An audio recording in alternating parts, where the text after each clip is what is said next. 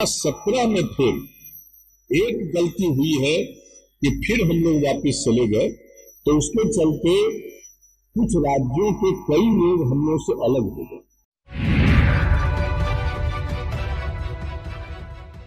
नमस्कार, इन खबर में आपका स्वागत है। पाला बदलकर महागठबंधन के साथ सरकार बनाने के बाद बिहार में अपनी पार्टी के राष्ट्रीय कार्यकारिणी और राष्ट्रीय परिषद की बैठक में पहली बार नीतीश कुमार बोल रहे थे और उसमें जो कुछ भी उन्होंने कहा वो सुनने लायक है। कह रहे हैं कि 2017 में गलती हो गई थी। जरा सुनिए। जब आप समझ लीजिए कि 13 में हम लोग तो अलग हो गए थे, इनके साथ जो ही अलायंस था एनडीए का, तो उससे अलग हो गए हम लोग। और उसके बाद जिस तरह से हम लोगों ने काम करना शुरू किया तो उसमें बहुत अच्छा चल रहा था, लेकिन उसके बाद 17 में फिर एक गलती हुई है कि फिर हम लोग वापस चले गए, तो उसके चलते कुछ राज्यों के कई लोग हम लोग से अलग हो गए। लेकिन अब जब हम लोगों ने फिर अलग होने का निर्णय किया तो बाकी सब जगह जो थोड़ा अलग हुए थे उनमें से कई लोग कह रहे हैं कि बहुत अच्छा किए, अब ये ठीक है। लेकिन अब सवाल यह है कि जो कुछ भी हम लोगों ने फैसला लिया, अब उसका कारण यही था कि उस समय जो हम लोग बराबर सुझाव दे रहे थे कि क्या करना चाहिए आगे बढ़ने के लिए, तो उस समय कोई सुन नहीं रहे थे मेरी बात। तो कोई बात नहीं सुनते थे, कोई बात नहीं समझते थे, तो हम चुपचाप उदास होकर पड़े हुए थे। और दूसरी तरफ से इन लोगों ने बड़ा कोशिश किया हमारे साथ ये करने का, और तो अंत में हम स्वीकार कर लिए, चले गए उन लोगों के साथ। लेकिन जब चले गए तो जब तक तो 19 का लोकसभा का चुनाव था तब तक तो मान लीजिए कि लगातार बात करते थे, हालांकि हमारी सब बात मानते नहीं थे। हम तो शुरू से विशेष राज्य का दर्जा चाह रहे थे, तो सब नहीं कि अभी छोड़िए, अभी और आगे काम करना है, ये सब करते हुए तो हमको लगा कि अब कर दिए। और फिर उसके पहले भी हमने कई बातें कही यहाँ के बारे में, तो सब हुआ नहीं। लेकिन खैर जब लोकसभा का चुनाव हुआ तो उस लोकसभा के चुनाव में अपना पूरा करते रहे और उसी में सफलता कितनी बड़ी मिल गई। आप समझ लीजिए 40 में से 39 सीट की जीत थी, एक सीट सिर्फ कांग्रेस पार्टी को मिला था बिहार। लेकिन इसके बाद जो व्यवहार शुरू हुआ वो तो विचित्र व्यवहार।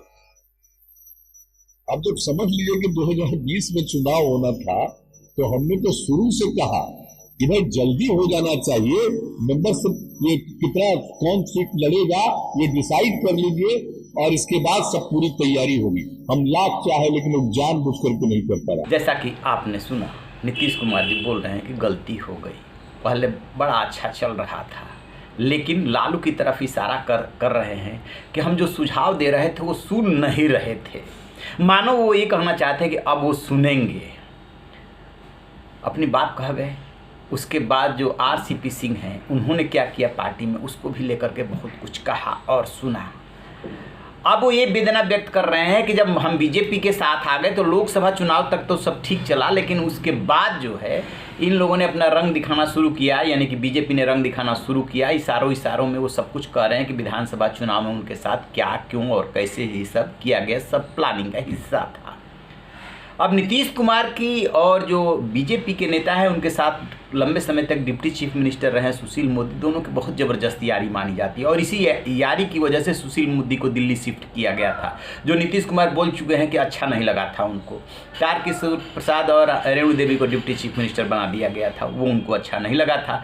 अब उसी सुशील मोदी ने फ्रंट संभाल लिया है पटना में नीतीश कुमार के सामने और रोज वार कर रहे हैं।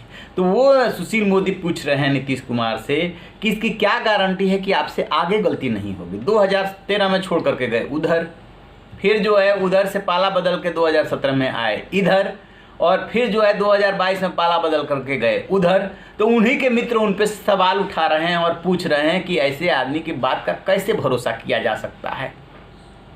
बारह, ये तो रही राजनीति कि दोनों के बीच में ये राजनीतिक वार पलटवार चल रहा है। कभी भी नीतीश कुमार सुशील मोदी का जैसे ही नाम आता है तो कुछ डायरेक्ट अटैक नहीं करते हैं, कहते हैं कि मेरे खिलाफ बोलने से उनको पार्टी वाले कुछ बना दे, कुछ दे दे तो हमें अच्छा ही लगेगा, खराब नहीं लगेगा।